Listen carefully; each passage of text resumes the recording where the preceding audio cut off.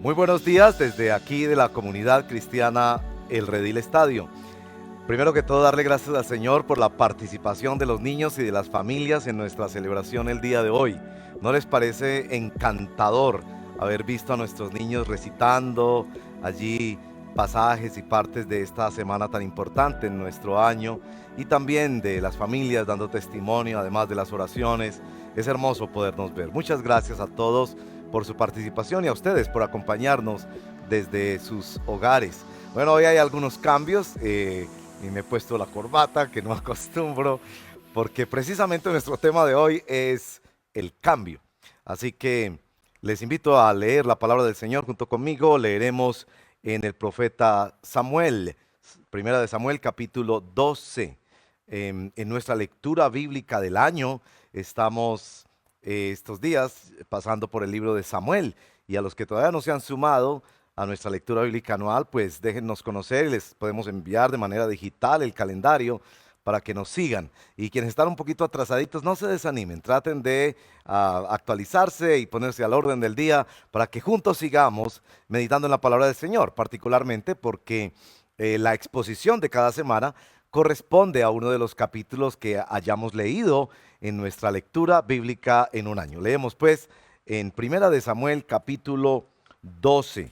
Dice así la palabra del Señor. Samuel le habló a todo Israel: préstenme atención. Yo les he hecho caso en todo lo que me han dicho y pedido, y les he dado un rey que los gobierne. Ya tienen al rey que va a dirigirlos. En cuanto a mí, ya estoy viejo y lleno de canas, y mis hijos son parte del pueblo. Yo los he guiado a ustedes desde mi juventud hasta la fecha. Aquí me tienen. Pueden acusarme en la presencia del Señor y de su ungido. ¿A quién le he robado un buey o un asno? ¿A quién he defraudado? ¿A quién he oprimido? ¿Por quién me he dejado sobornar? Acúsenme y pagaré lo que corresponda. No, no nos has defraudado, respondieron. Tampoco nos has oprimido ni le has robado nada a nadie. Samuel insistió: que el Señor y su ungido sean hoy testigos de ustedes, de que ustedes no me han hallado culpable de nada.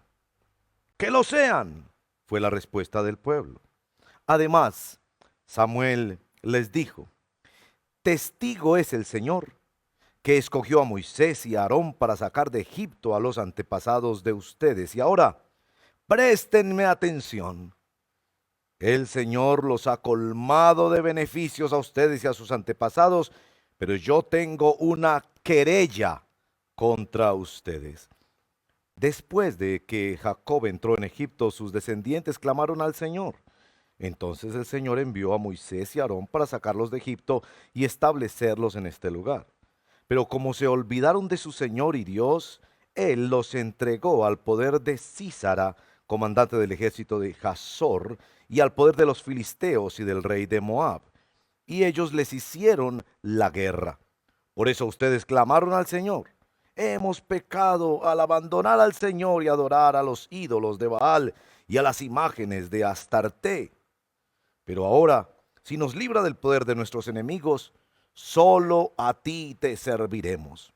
Entonces el Señor envió a Jerubbaal, esto es Gedeón, Barak, Jefté y Samuel, y los libró a ustedes del poder de los enemigos que los rodeaban, para que vivieran seguros.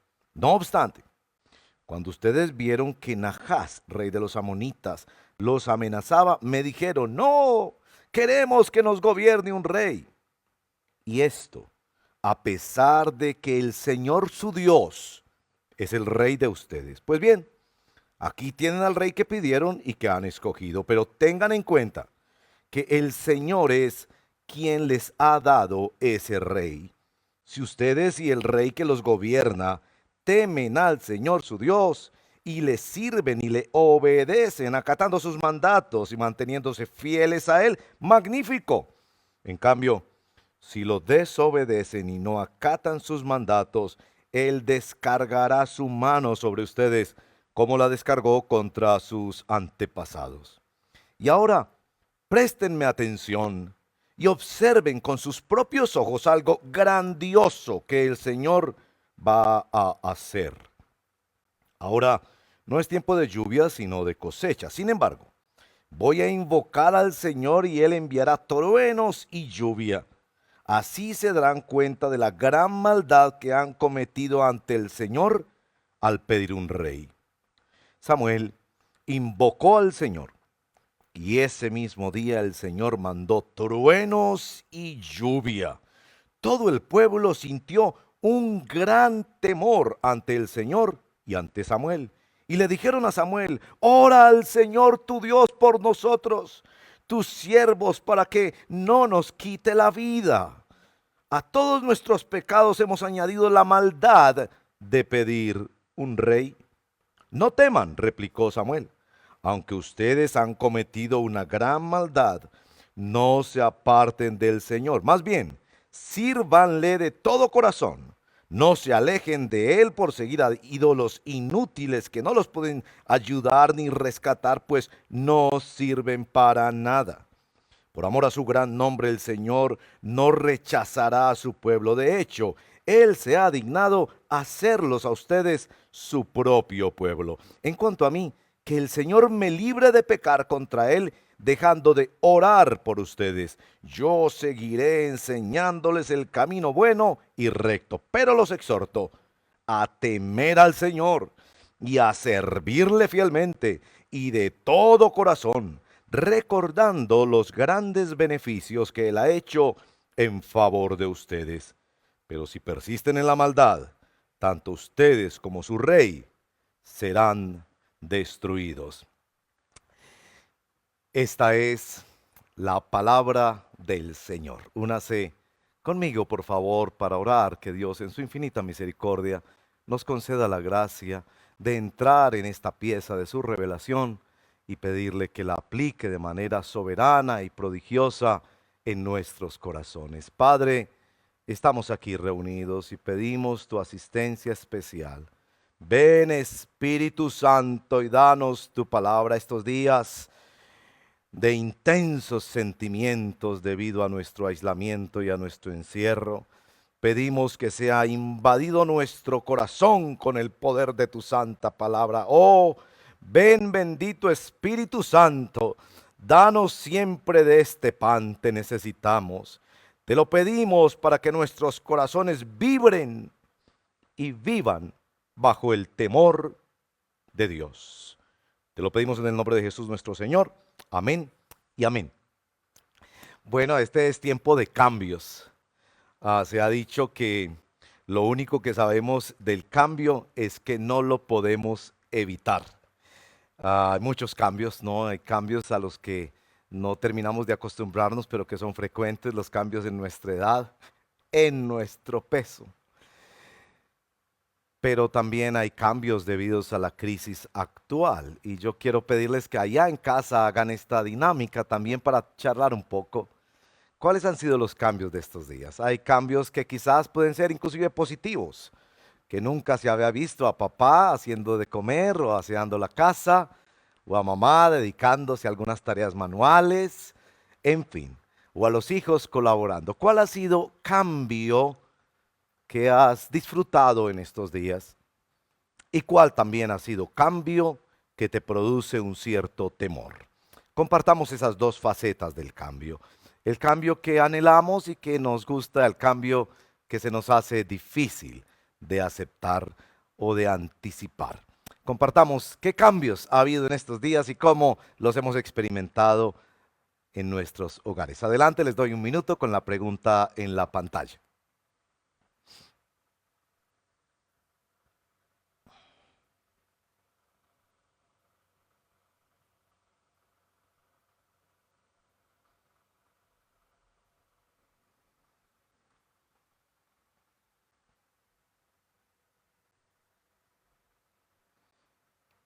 Aquí en esta parte están en el minutico, ¿cierto?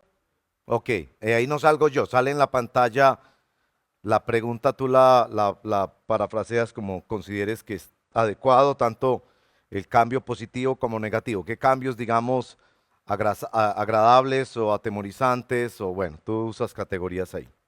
Me dices cuándo vuelvo a conectar. O voy ahí de una y tú pones el minuto. Listo, continúo.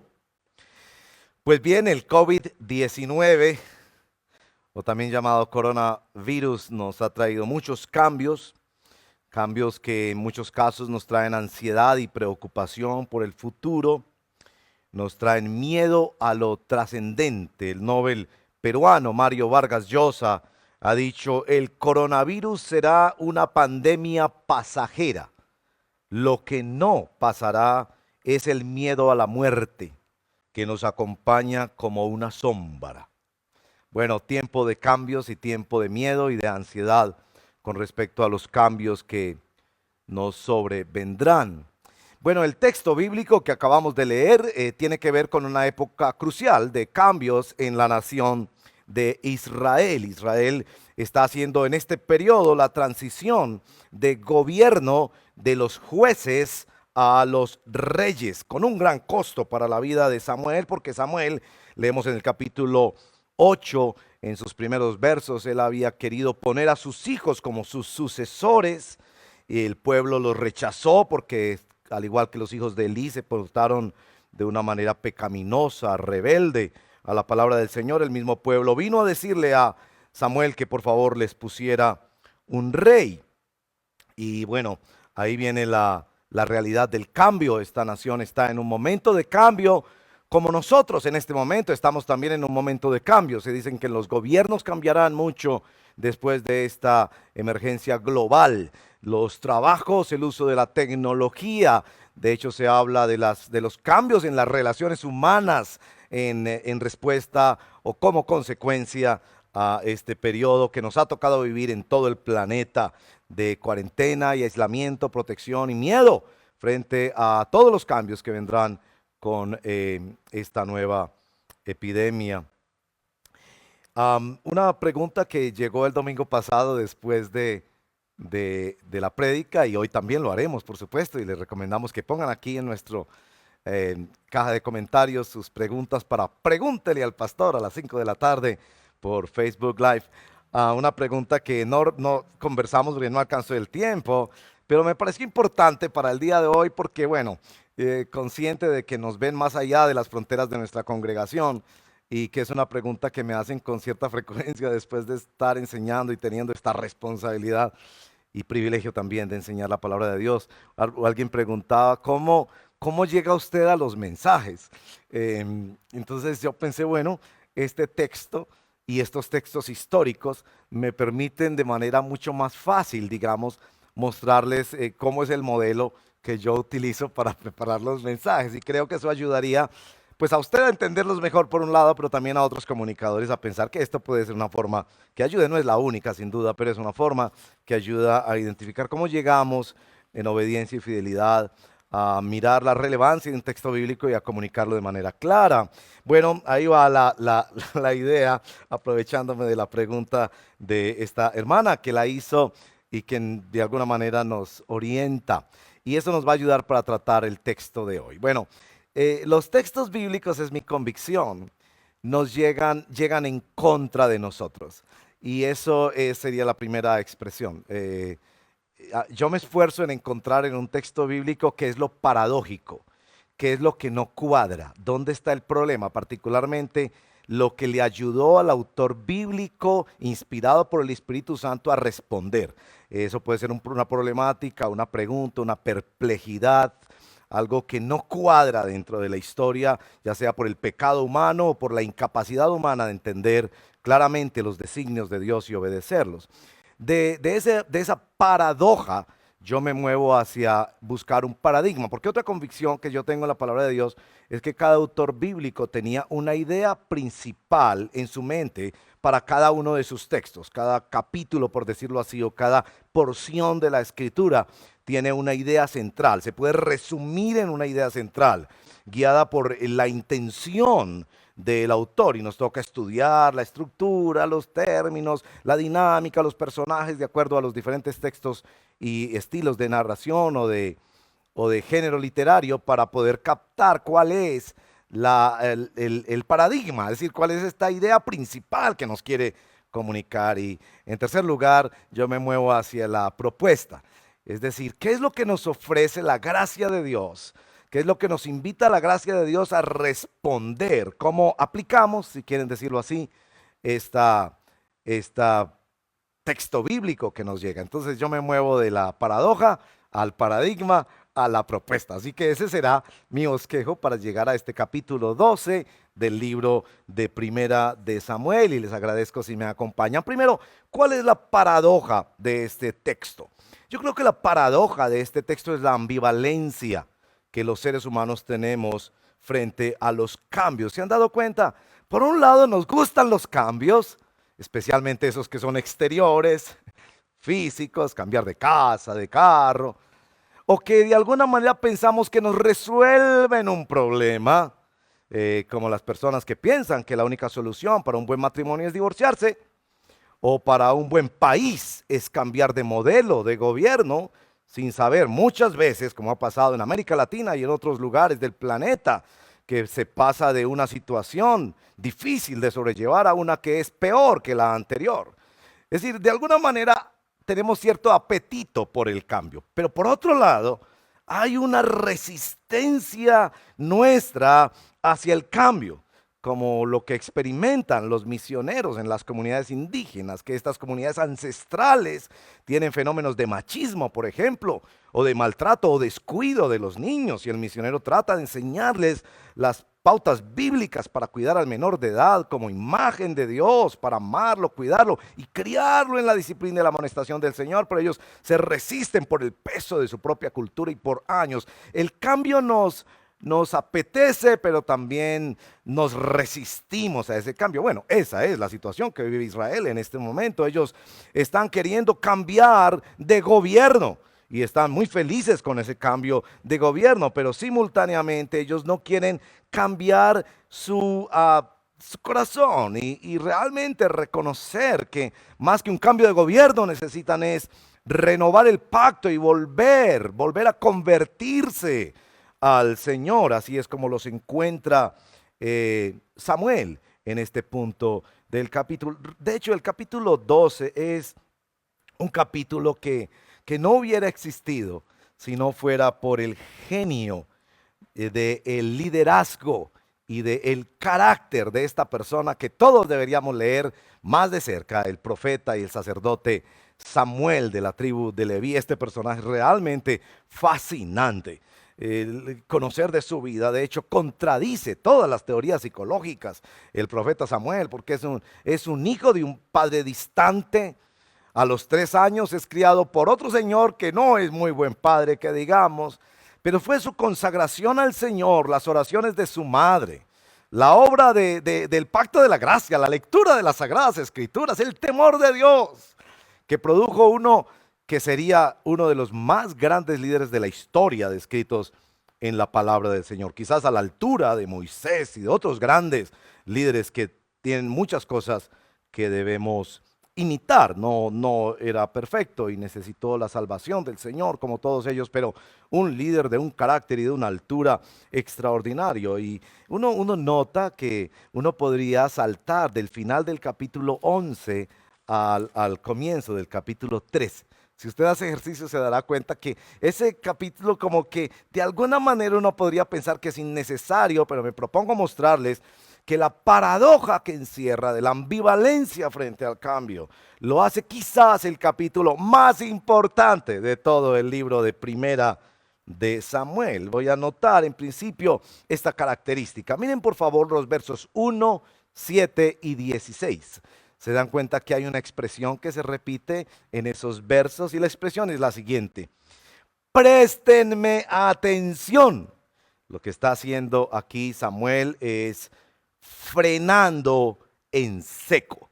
Es decir, ellos venían muy felices porque por fin resolvieron el asunto del cambio de rey. Notarán que en el capítulo 11, verso 25, ellos celebran una fiesta de comunión con gran alegría. Por fin habían llegado a encontrar a su rey y por fin todos habían quedado de acuerdo con aquel rey que, valga decirlo en al comienzo no era tan claro que todos lo aceptaran, pero después de una gran victoria, todos lo aceptaron, gran alegría, banquete, comienza el reino de Israel. Pero Samuel frena en seco y dice, un momento, necesitamos evaluar el cambio.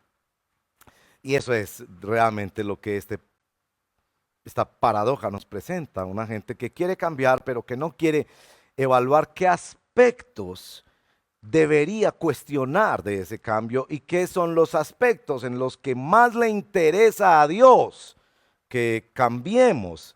Porque como algunos han dicho, lo que ha pasado con esta parálisis mundial es que nos estamos dando cuenta que vivíamos como si fuéramos en un avión, que necesitaba ir a más y más velocidad porque si paraba se caía. Y nos estamos dando cuenta que paramos y no nos hemos caído, que hay muchas cosas que pueden parar y podemos pensar.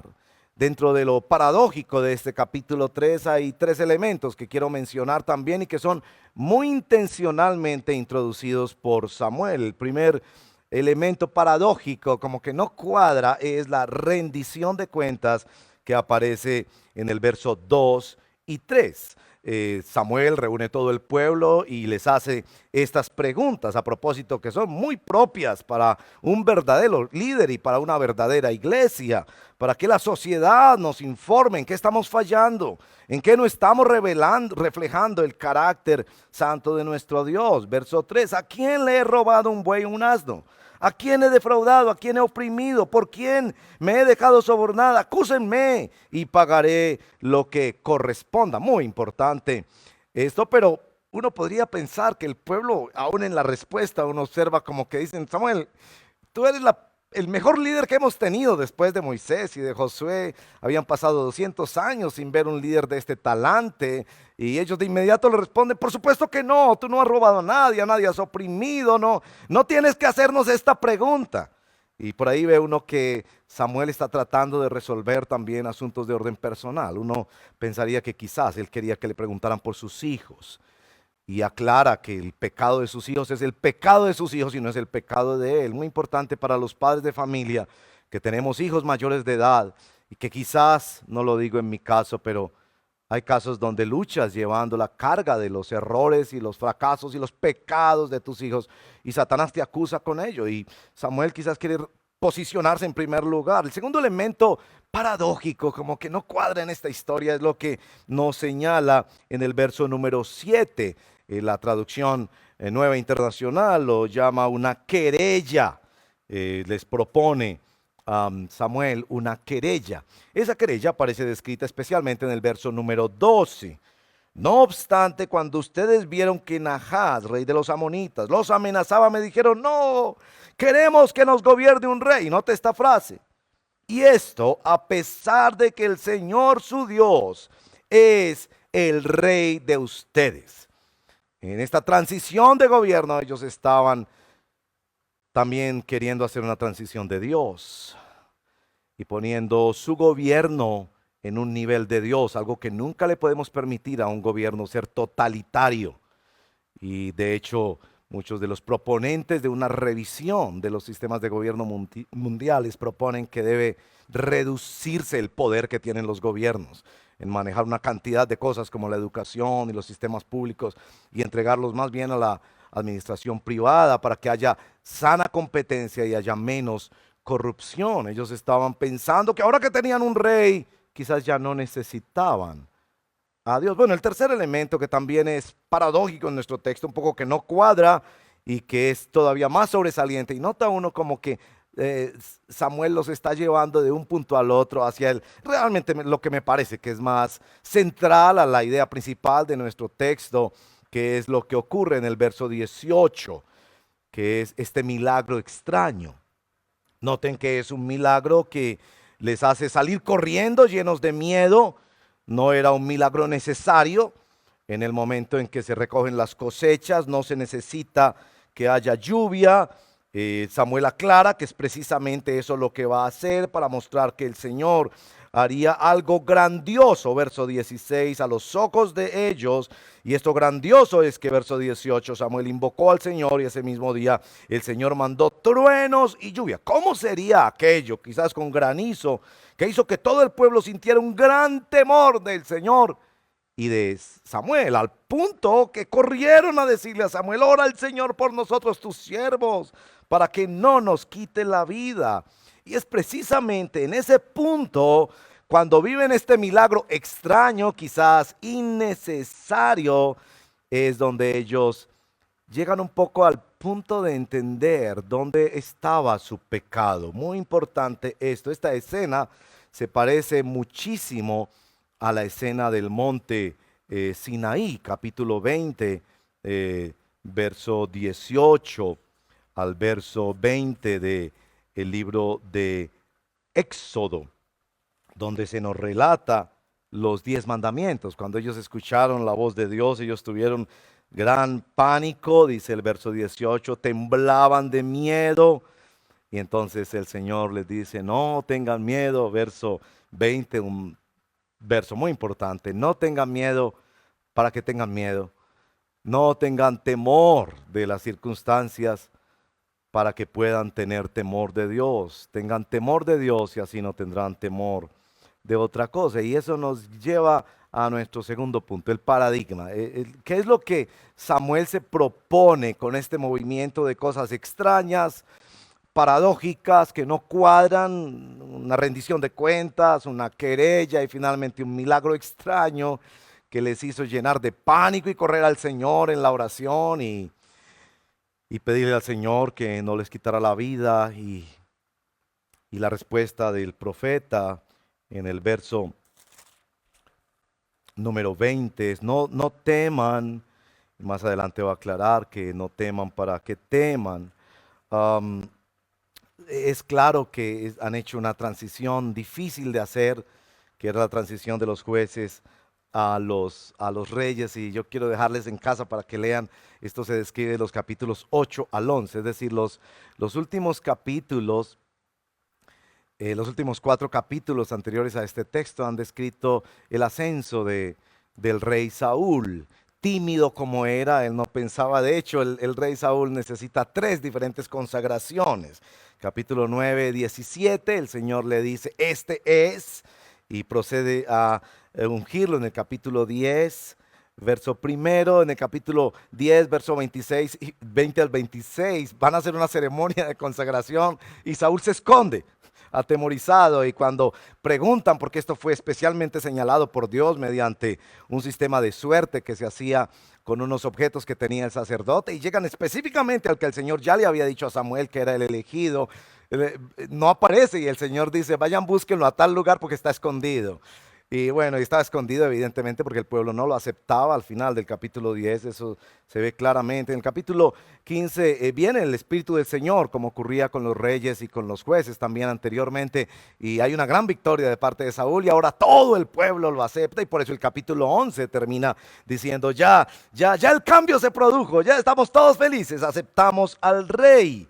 Pero precisamente es esto lo que quiere señalar. Todavía el cambio que Dios quiere no se ha producido. Y hermanos, esta es una palabra, yo creo que en el mejor sentido de denuncia profética de los profetas del Antiguo Testamento, debemos decir: si aún el presidente en los próximos días nos dijera: ya se acabó la cuarentena, Colombia ha sido protegida, bendito sea el Señor por esa misericordia, pero todavía el cambio que Dios quiere en nuestra vida se ha producido. El cambio que Dios quiere en tu vida ha surtido el efecto que el Espíritu Santo quiere hacer al meterte en tu casa con más tiempo para orar, leer la palabra, hablar en familia, considerar tus caminos, tus propósitos, tus planes.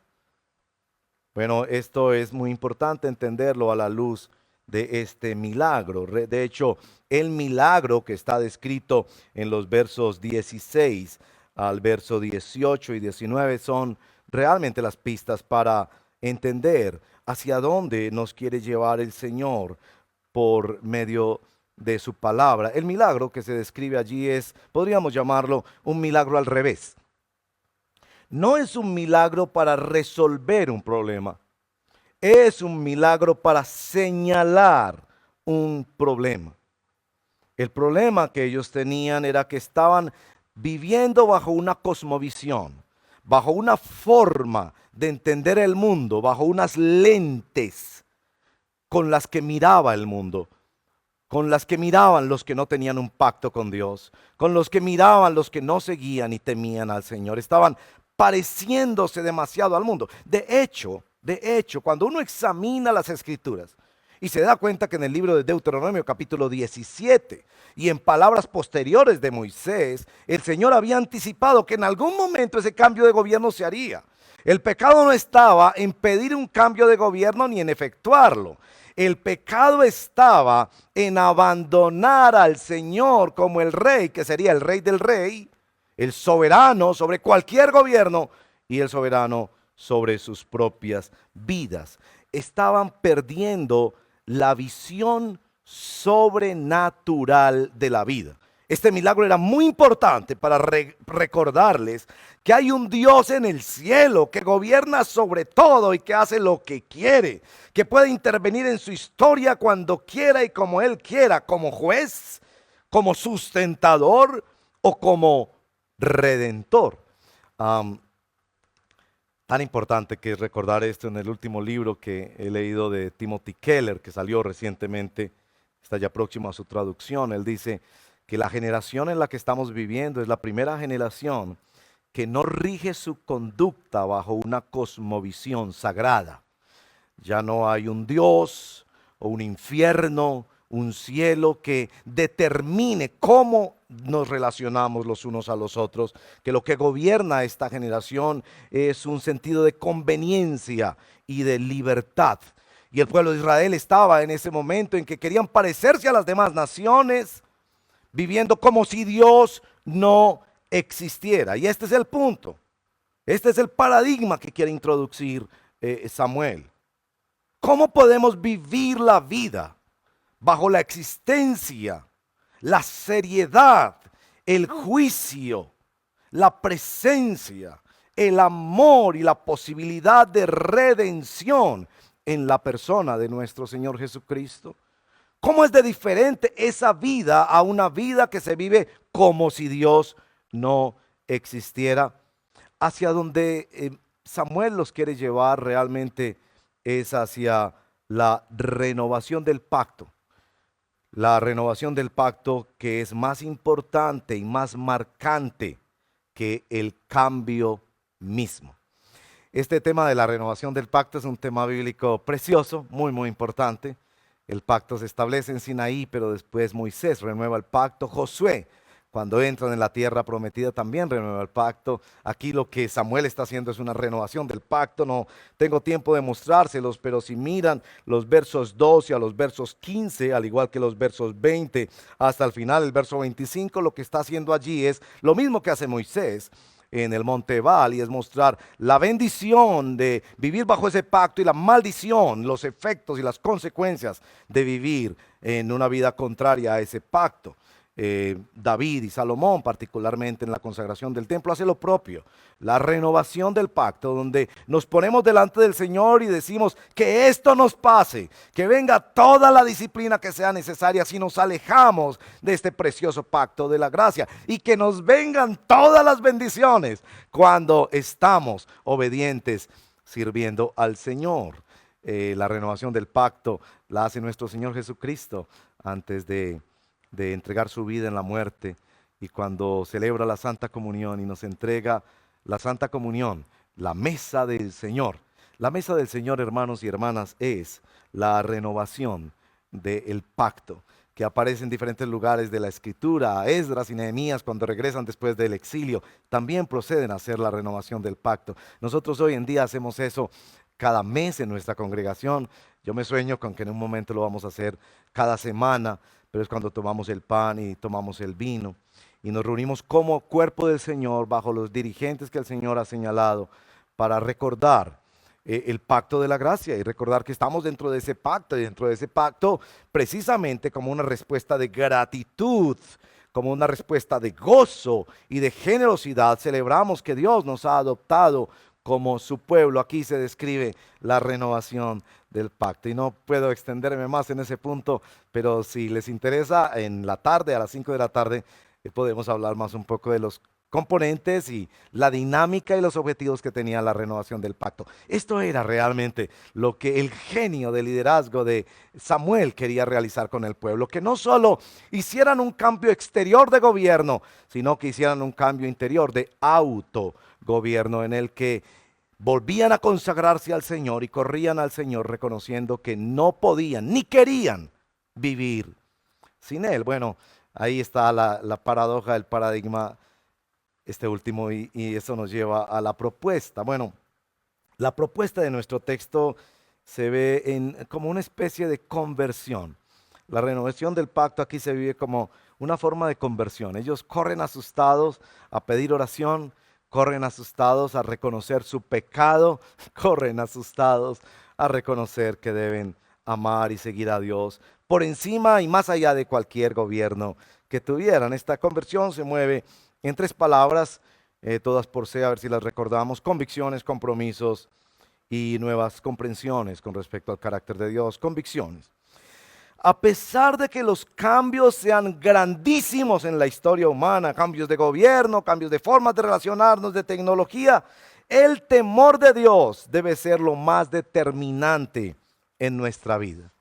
El temor de Dios aquí implicaba obedecer al Señor y no abandonarlo. Implicaba dejar los ídolos. Implicaba servir al Señor. Segunda convicción. A pesar de que hemos cometido errores marcantes en el pasado, el temor de Dios es lo que determinará nuestro futuro.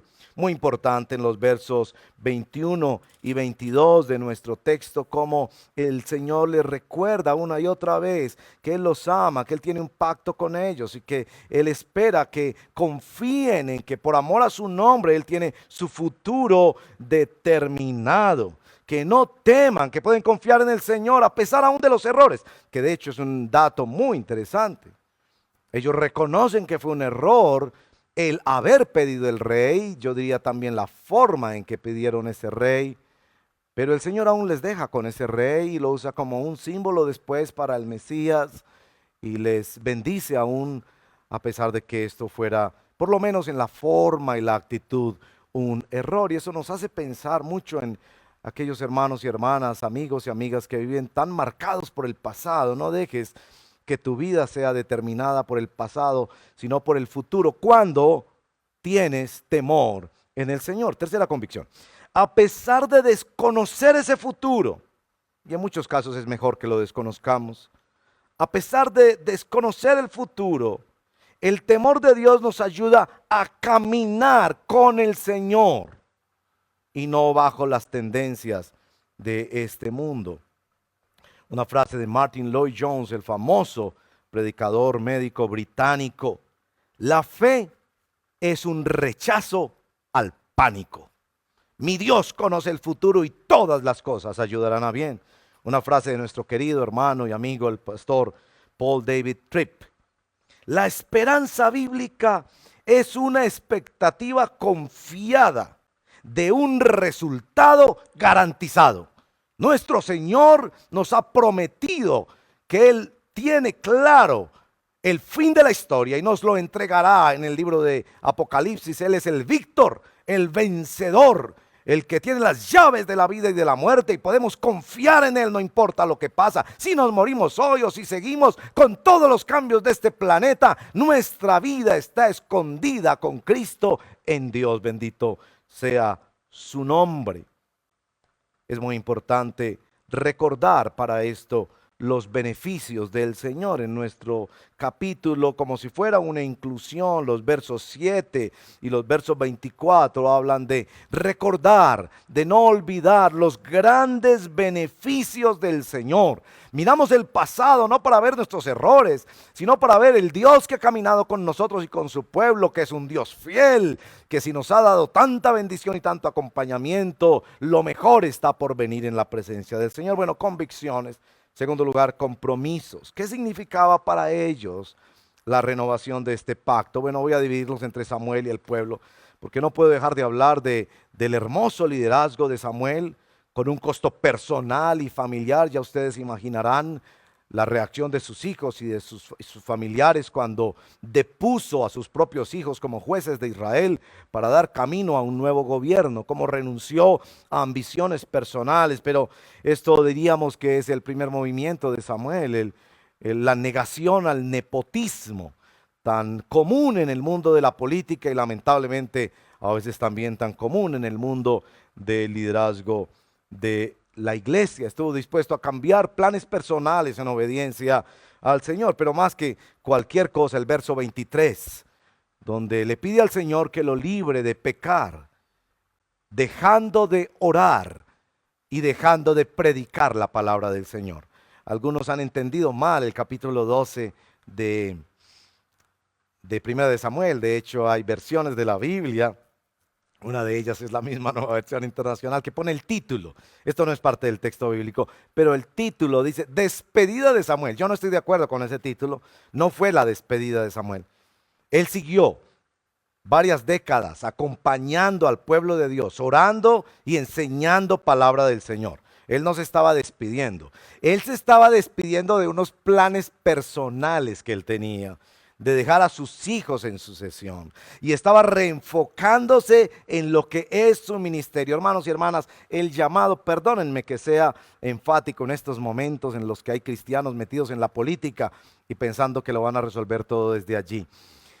Yo digo, sin pelos en la lengua, como decimos los paisas, zapatero a tus zapatos. Lo que nos enseña aquí Samuel es que los pastores nos debemos dedicar a enseñar la Biblia y a orar, y no a meternos en política. No estoy de acuerdo con eso. Habrán una que otra excepción en la historia, como el gran Abraham Kuyper y otros, pero excepciones, absolutamente excepciones. La regla general es que los pastores somos llamados por el Señor a enseñar la Biblia y a orar. Y creo que lo que Samuel está haciendo aquí es una corrección de su camino, decidiendo hacer lo más importante, a lo que Dios lo llamó desde niño en su consagración y en su voto nazareo, que fue enseñar al pueblo de Dios la palabra de Dios y dar su vida en oración y en cuidado pastoral al pueblo de Dios. Bueno, hay unos compromisos también de parte del pueblo.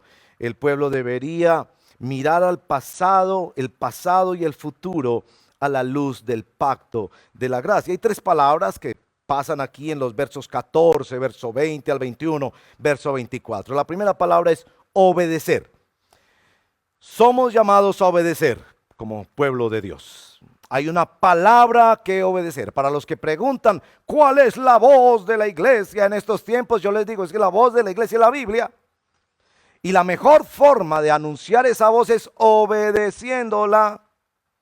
La segunda palabra que aparece allí es servir.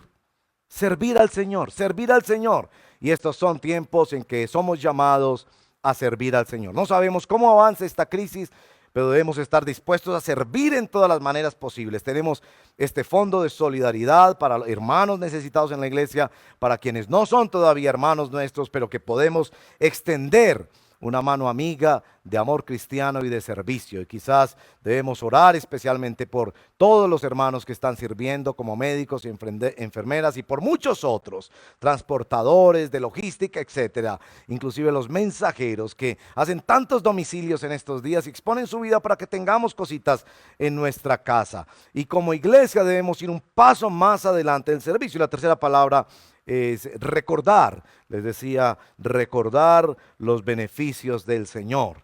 Y como Samuel debemos tener una posición que yo llamo de apoyo crítico al gobierno. Y fue esa la posición que tomó el pueblo fiel al Señor, y Samuel, que fue acompañar estas transiciones de gobierno, servir al Señor, obedecer la palabra del Señor, pero no dejar de señalarles el temor del Señor a los gobernantes. El texto bíblico claramente dice que el rey, tanto como el pueblo, deberían regirse por el temor al Señor. Bueno, es precioso en nuestro texto, no solo convicciones, compromisos, pero también la comprensión nueva que ganamos de Dios. El temor de Dios, un tema recurrente en las Sagradas Escrituras, es realmente la forma en que entendemos a Dios. Si tú conoces al Señor, le temes al Señor. mejor ejemplo que pongo, especialmente para los que apenas comienzan, es esto de la energía eléctrica. La energía eléctrica, una invención que Dios le entregó a la humanidad a través de la ciencia y los científicos. Esta energía eléctrica es una cosa maravillosa, nos permite tantas cosas, entre ellas poder tener estos medios de difusión. Por la energía eléctrica es algo con lo que no debemos jugar. Ustedes recordarán de niños, quizás todos nosotros jugamos metiendo el alambrito aquel en un tomacorriente e inmediatamente quedábamos asustados. Pues bueno, esa es la sensación que Dios quiere que tengamos de Él. Él es bueno, pero también es bravo y es serio. No juegues con los mandamientos de Dios. No juegues con el llamado de Dios. No juegues con la realidad de que enfrentas una vida eterna que desconoces, cuando el Señor ha enviado a su Hijo unigénito para que tú lo conozcas y lo sigas de todo corazón. Te ha dado el mejor ejemplo en la historia de ser humano para decirte, Él es el camino, la verdad y la vida. Es Dios mismo hecho hombre que ha venido para nuestra redención. Y la comprensión de Dios en este texto es que en los versos 3 y 5 Dios es juez y es testigo. Y esto impulsa el temor del pueblo. Dios es juez y es testigo de nuestra vida. Que actuáramos conscientes de que cada pensamiento, cada palabra, cada omisión, cada silencio, cada acción es vista claramente por Dios en lo profundo de nuestro corazón. Eso nos llevaría al santo temor de Dios. Pero en el verso 22 nos presenta otra dimensión de cómo percibimos el temor de Dios, y es en su amor que no abandona, su nombre invocado sobre un pueblo que Él nunca lo abandona, lo disciplina como sea necesario, pero nunca se baja del bus. El Señor sigue avanzando con su pueblo, y esto nos debería ayudar a operar y buscar nuestra vida para avanzar en estos días con una cosmovisión que considera la sobrenaturalidad de nuestras vidas cuando vivimos bajo el santo temor de Dios, el Dios que es juez y es testigo, pero el Dios que es un Padre que ha puesto su nombre sobre nosotros y no nos abandona. Eso es lo que los cristianos creemos sobre el temor de Dios. Y finalmente, unas conclusiones. El milagro aquí los hizo correr presas del miedo, correr ante un Dios que les estaba marcando claramente en ese momento que había una realidad mucho más allá de sencillamente lo visible y los gobiernos humanos. Es el milagro más grande de la historia, la encarnación, la vida, la muerte y particularmente lo que celebramos hoy, la resurrección de nuestro Señor Jesucristo. Un milagro que no se hizo para el beneficio de un individuo, sino para que Dios fuera temido en la historia, para que su victoria fuera proclamada y para que su pueblo entero pudiera aspirar a una esperanza más allá de esta realidad que nos circunda. En el libro de Mateo, particularmente nos hablan de el Dios que se hizo rey. Y en esta semana se llamó a Jesús el Rey. Y el libro de Mateo comienza con los sabios orientales que llegan a la ciudad de Jerusalén diciendo, ¿dónde está el rey? Y después, en el capítulo 27 del mismo libro de Mateo, verso 42, ahí está la frase que se pone en la cruz: este es el rey. El milagro que Dios ha hecho en la persona y la obra de nuestro Señor Jesucristo para decirnos que la humanidad no está enclaustrada en una cosmovisión naturalista, presa solo del devenir de una historia marcada por ciencia o por gobiernos o por el comer, dormir e ir a trabajar. Que los seres humanos tenemos un espíritu, un alma que clama por un Dios vivo y verdadero. Dos aplicaciones. La primera, para ti que nos escuchas, si no has venido al Señor Jesucristo como tu único y suficiente Señor y Salvador, ¿te das cuenta de la ambivalencia del cambio? ¿Te das cuenta que deseas cambiar y te resistes a cambiar? ¿Te das cuenta que deseas un cambio adentro de tu corazón? Para ti quiero citar esta frase del famoso escritor, literato británico también, C.S. Lewis: si encuentro en mí mismo un deseo que nada de este mundo puede satisfacer, la explicación más probable es que fui hecho para otro mundo. Ábrete a considerar el temor de Dios, venir a la realidad de que Dios existe, venir a conocer su plan en la historia, venir a reconocer tu necesidad de Él. En la historia que acabamos de leer, el pueblo, por la intervención de Dios, reconoció que el asunto no era de qué gobierno o qué ciencia teníamos, que el asunto era de venir en temor a Dios, orando, humillados a Él, lo que nos llama el Evangelio, el arrepentimiento y la fe. Una aplicación para ti, si ya eres hijo e hija de Dios, si ya has venido a las aguas del bautismo, reconociendo al Señor Jesucristo como tu único Señor y Salvador. Quiero citar el hermoso himno Sublime Gracia. En una partecita, el himno de Sublime Gracia tiene esta frase: su gracia me enseñó a temer, las dudas ahuyentó. Lo que vemos en esta historia es la acción de gracia soberana de Dios a través de un siervo precioso como Samuel, que hizo algo que nadie esperaba, que era una cantidad de acontecimientos, hasta un milagro que podría parecer en principio innecesario, pero que sacudió al mismo pueblo de Dios, para que el pueblo de Dios no se comportara como los pueblos que no tenían Dios, y para que el pueblo de Dios renovara el pacto de vivir bajo el santo temor de Dios. Tú y yo somos llamados a vivir bajo el temor de Dios.